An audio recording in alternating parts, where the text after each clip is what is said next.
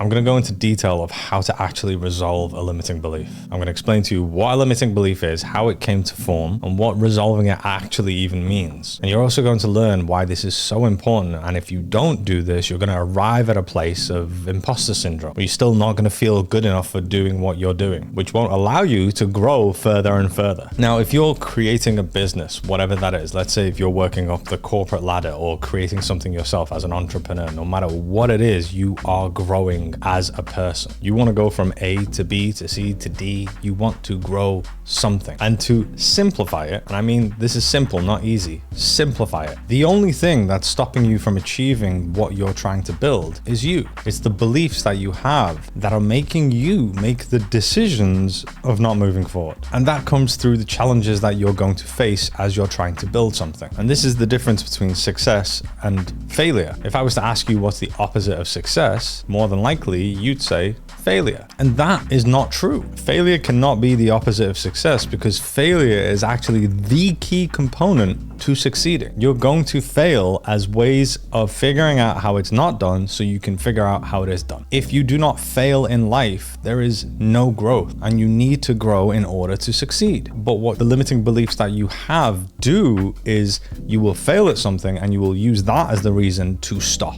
That might come in a way as, oh, I'm not good enough. I can't achieve what I want to achieve. I just can't figure it out. I've tried, I can't do it. That mentality, that mindset, that belief is what's stopping you from doing it many more times until you figure out the formula. And that's what everyone's saying. Everyone like myself, who's in my position, who's helping other people to grow and achieve greatness, achieve what they're trying to achieve, create whatever it is in their business. The advice is always keep going. Learn from your mistakes. And beliefs are mentioned a lot because there's a recognition that the thing that is actually stopping you from achieving is the belief that's making you stop yourself. So can you see how resolving these beliefs is going to be a huge benefit to you? Because if you're resolving the thing that's stopping you from achieving what you're trying to achieve, then you will achieve it. So let's get into what a belief is. A belief is a thought that's thought over and over again. Throughout your life, you've had many instances where you've experienced emotional distress without resolution for that distress. This is what we call trauma. And trauma is not this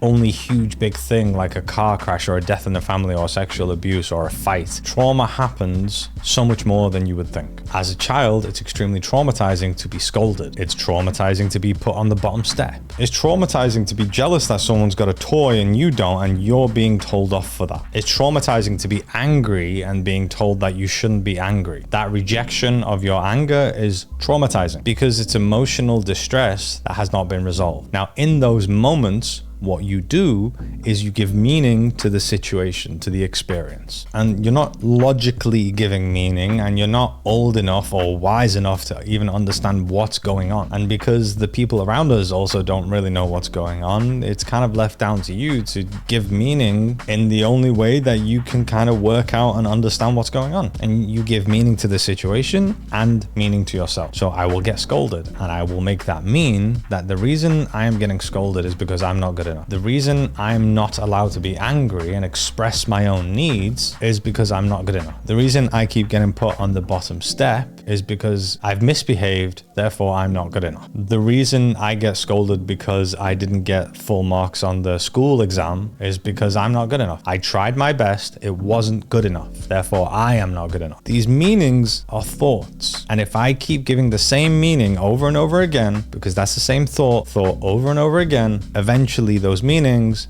become beliefs. And because this is happening in the moments where I am experiencing emotional distress without resolution, which is what trauma is, those are the beliefs that I am unconscious of, unaware of. And the aspects of myself that I am unconscious and aware of is what we call the human shadow. And as an adult, I will try to achieve something, try to create something. As an entrepreneur, I will try and build a business where I can leave the 9-to-5 rat race and create something for myself. And when I come to do that, all of the experiences in my past where I've given meaning that I'm not good enough start coming to my awareness. They're being triggered for me to feel them. I'm living in the belief that I am not good enough. This is what is stopping me from taking action to actually creating what I want to create. And let's say that I actually start taking action, but as I'm taking action, I'm not seeing the success that I really want to see or believe I should see. So again, I give meaning to that because that's very normal. And I'm being triggered to feel my limiting beliefs, which were the meanings that I gave previously. It doesn't matter what I do, it's not good enough. I'm not going to be able to make the sales. I'm not going to be able to create what I want to create. Just the same as when I was in school and I was trying my best to get the best results and scores on the test, but that wasn't good enough either. Just like that, this isn't good enough. So what's the point? So there are parts of me that I believe like, what's the point? I'm not going to keep going. It's terrifying. I can't handle the pain of that rejection. The pain that the limiting belief that I'm not good enough has. And because you are unconscious of all of this in your adult life, trying to achieve something, you go to move forward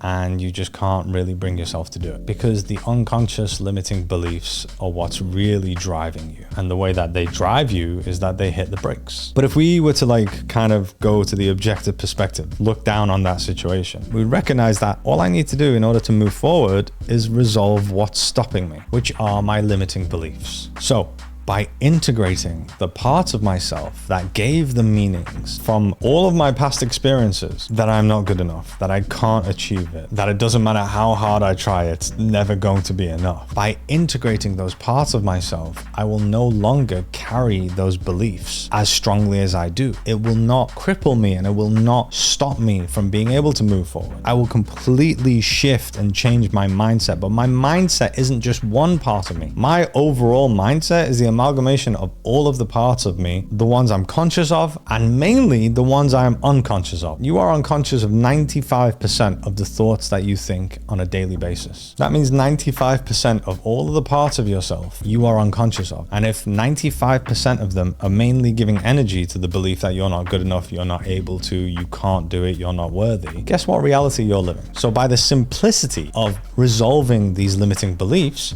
you will be able to move forward in a more powerful, confident way that you do. So let's also talk about what it's like when you move forward, even though you don't integrate and resolve these beliefs. This is when people bulldoze these parts of themselves. So if you're there trying to achieve something and there's all these thoughts that are coming up, like I'm not good enough, I'm not able to do it, which is all communication of the parts of yourself that need integrating, which is why they're there. They're trying to get your attention. But let's say you do what a lot of people do, which is just completely block that out and move forward. Bulldoze your way through. That's a rejection of the pain that you have. And you might get to a place where you have some form of success. You achieve success in some way. But what will happen is these parts of you are still within you. Those limiting beliefs are still there. Doesn't matter how much you achieve in your external world. These parts of you need that integration. And this is why people will achieve some great things and still feel like an imposter. Still feel like they're not worthy enough. This is why people keep themselves really busy and can't sit down with their own thoughts, because those parts that have those thoughts are not being integrated. So there's success without peace. Your goal is 80% inner work,